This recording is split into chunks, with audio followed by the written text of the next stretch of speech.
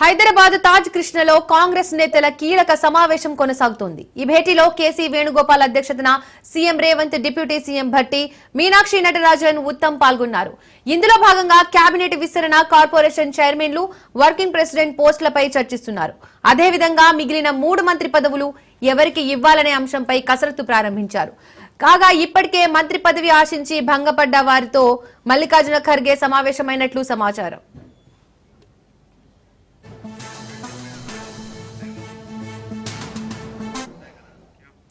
ఇదే అంశానికి సంబంధించి పూర్తి అప్డేట్స్ మా ప్రతినిధి రాజు లైవ్ ద్వారా అందిస్తారు. రాజు, రైట్ దీపిక, కొద్దిసేపు క్రితమే తాజ్ కృష్ణలో ఏఐసిసి ప్రధాన కార్యదర్శి కేసీ వేణుగోపాల్తో CM Revanth Reddy, deputy CM Bhatti Vikramarka, AICC Telangana రాష్ట్ర వ్యవహారాల ఇన్ఛార్జ్ మీనాక్షి నటరాజన్తో పాటు ఉత్తమ్ కుమార్ రెడ్డి భేటీ అయ్యారు.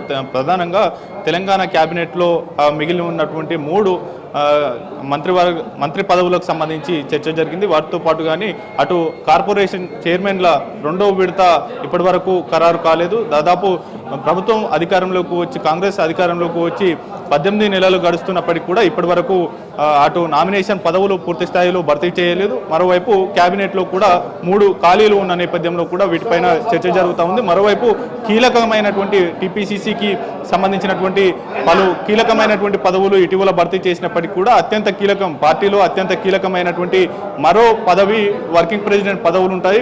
ఇప్పటికే సామాజిక సమీకరణాలు బేరీజు వేసుకొని బీసీ, ఎస్సీ, ఎస్టీ, మైనార్టీలకు అవకాశం కల్పించాలనేది, వర్కింగ్ ప్రెసిడెంట్లను తీసుకోవాలనేటటువంటి చర్చ అనేక మార్లు జరిగినప్పటికీ కూడా పలువురు నేతలకు మంత్రి అటు వర్కింగ్ ప్రెసిడెంట్ పదవులు దాదాపు ఖరారు చేసిన నేపథ్యంలో కూడా మీనాక్షి నటరాజన్ అభ్యంతరం తెలిపింది.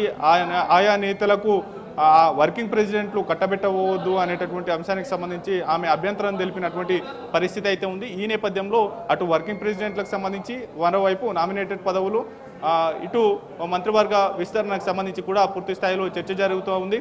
మొన్న ఇటీవల మంత్రివర్గంలోకి 3 నూతన మంత్రులను తీసుకున్న నేపథ్యంలో కూడా అటు అడ్లూరు లక్ష్మణ్, వివేక్ వెంకటస్వామి, వాకిడి శ్రీహరి ముద్రాజులను తీసుకున్నప్పటికీ కూడా మరికొంతమంది ఆశావాహులు మంత్రివర్గంలో చోటు ఆశించి భంగపడ్డటువంటి పరిస్థితి అయితే ఉంది. అందులో ప్రధానంగా మంచిర్యాల ఎమ్మెల్యే ప్రేమ్ సాగర్ రావుతో పాటు వేములవాడ ఎమ్మెల్యే ఆది శ్రీనివాస్, మల్రెడ్డి రంగారెడ్డి, పరిగి రామ్మోహన్ రెడ్డి, బాలు నాయక్, వీరందరూ కూడా ఆశించి భంగపడ్డారు. మరోవైపు సీనియర్ నేతగా ఉన్నటువంటి సుదర్శన్ రెడ్డి కూడా మంత్రివర్గంలో చోటు ఆశించి భంగపడ్డటువంటి పరిస్థితి అయితే ఉంది. నిన్న రాత్రి ఏఐసిసి చీఫ్ మల్లికార్జున ఖర్గే వారిని కూర్చోబెట్టి బుజ్జగించేటటువంటి ప్రయత్నం చేశారు. వారికి మంత్రి పదవులు కాకుండా ఇతర కీలకమైనటువంటి పదవులు, ఇప్పుడు మంత్రివర్గంలోకి అడ్లూరి లక్ష్మణ్ రాకతో అటు విప్ పదవి ఖాళీ అయింది. మరోవైపు డిప్యూటీ స్పీకర్ పదవి అటు రామచంద్ర నాయక్ కట్టబెడుతున్న నేపథ్యంలో కూడా ఆయన విప్ పదవి కూడా ఖాళీ అయిన నేపథ్యంలో 2 విప్ పదవులు ఉన్నాయి. మరోవైపు చీఫ్ విప్ పదవి ఉంది. మరోవైపు కీలకమైనటువంటి రవాణా శాఖకు సంబంధించినటువంటి రవాణా శాఖ కార్పొరేషన్, మరోవైపు మూసీ రివర్ ఫ్రంట్ డెవలప్మెంట్కి సంబంధించి కూడా ఆ బోర్డుల కీలకమైనటువంటి బాధ్యతలు ఆ అసంతృప్తితో ఉన్నటువంటి నేతలకు కట్టబెట్టేటటువంటి ప్రయత్నంలో రాష్ట్ర ప్రభుత్వం ఉన్నట్లు తెలుస్తూ ఉంది. అందులో భాగంగానే ఈ ఆశించి భంగపడ్డటువంటి సీనియర్ నేతలు ఎవరైతే ఉన్నారో ఈ 6గురిని కూడా పిలిపించి నచ్చజెప్పేటటువంటి ప్రయత్నం చేసినప్పటికీ పలువురు నేతలు అసంతృప్తి వ్యక్తం చేస్తూ అక్కడి నుంచి వెళ్ళిపోయినటువంటి పరిస్థితి అయితే ఉంది. ఇవాళ పూర్తి స్థాయిలో కూడా మంత్రివర్గం మీద ఎవరెవరిని తీసుకోవాలి, ఏ సామాజిక వర్గాన్ని తీసుకోవాలి, ఇప్పటి వరకు మంత్రివర్గంలో ఏ జిల్లాలకు ప్రాతినిధ్యం దక్కలేదు. ప్రధానంగా హైదరాబాద్, రంగారెడ్డి జిల్లాలతో పాటుగానే నిజామాబాద్ జిల్లాకు ఇప్పటి వరకు మంత్రివర్గంలో ప్రాతినిధ్యం దక్కలేదు. ఆయా జిల్లాకు సంబంధించినటువంటి నేతలను తీసుకోవాలా, లేదంటే మొదటి నుంచి పార్టీ అధిష్టానం హామీ ఇచ్చినటువంటి నేతలకు ఈ యొక్క మంత్రివర్గంలోకి తీసుకోవాలనేటటువంటి చర్చ అయితే కొనసాగుతూ ఉంది. మరోవైపు నామినేటెడ్ పదవులకు సంబంధించి కూడా ఇప్పటి వరకు దాదాపు 18 నెలలు గడుస్తూ ఉంది అధికారంలోకి కాంగ్రెస్ పార్టీ వచ్చి. అయినప్పటికీ పూర్తి స్థాయిలో నామినేటెడ్ పదవులు భర్తీ చేయకపోవడంతో కాంగ్రెస్ పార్టీ క్యాడర్, రాష్ట్ర స్థాయి నేతలు కూడా అసంతృప్తి వ్యక్తం చేస్తూ ఉన్నారు. తమ పరిస్థితి అగమ్య గోచరంగా ఉంది, ఎవరికి చెప్పుకోవాలో తెలియనటువంటి పరిస్థితి ఉంది అనేది కూడా అసంతృప్తి వ్యక్తం చేస్తున్నటువంటి పరిస్థితి అయితే కనిపిస్తూ ఉంది. మరోవైపు వివిధ సామాజిక వర్గాలకు చెందినటువంటి నేతలు ఆయా కుల సంఘాలతో పెద్ద ఎత్తున గాంధీ భవన్లో నిరసన నిరసన తెలపడం కావచ్చు, పిసిసికి వారు వినతి పత్రాలు అందజేసి వారి యొక్క నేతకు వారి సామాజిక వర్గ నేతకు మంత్రివర్గంలోకి అవకాశం కల్పించాలనేటటువంటి ప్రతిపాదనలు చేస్తున్న నేపథ్యంలో కూడా ఎవరికి మంత్రి పదవి ఇవ్వాలనే దానిపైన కూడా పూర్తి స్థాయిలో కొద్దిసేపటి క్రితమే ఈ యొక్క సమావేశం ప్రారంభమైంది. ఈ యొక్క సమావేశం ముగించుకొని మరి కాసేపట్లోనే గాంధీ భవన్కు అటు ఏఐసిసి చీఫ్ మల్లికార్జున ఖర్గేతో పాటు కేసీ వేణుగోపాల్ రాబోతా ఉన్నారు. వీరితో పాటుగానే సీఎం రేవంత్ రెడ్డితో పాటు మంత్రులు, పిఏసీ మెంబర్లు కూడా ఈ యొక్క సమావేశానికి హాజరు కాబోతా ఉన్నారు.